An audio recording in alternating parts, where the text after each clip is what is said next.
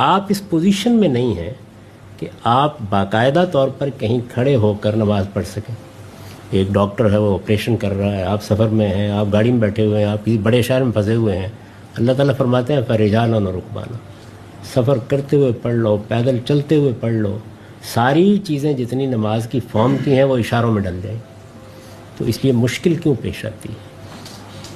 یعنی آپ تو گاڑی کے اسٹیئرنگ کے اوپر سر جھکا دیجیے، بس ختم ہو گئی بات. یعنی قرآن مجید کے الفاظ تو یہ ہیں کہ فرجالا و رکبانا، اس پہ تو مجھے فکر بتانے کی بھی ضرورت نہیں ہے. اللہ تعالیٰ نے اس سوال کا خود جواب دے دیا. وہ بتائیے مجھے کہ آپ کو کیوں دقت پیش آتی ہے. اصل چیز یہ ہے کہ انسان کے باطن میں یہ بات اتر جائے کہ یہ اب نماز کا وقت آ گیا تو اس کا ایک مطلب ہے. اس کا مطلب یہ کہ میرے پروردگار نے مجھے بلا لیا. تو بس اپنے دل سے پوچھیں کہ آپ کس حالت میں ہیں. تو میں نے آپ سے عرض کیا نا کہ ان تمام حالتوں کو قرآن نے بیان کر دی.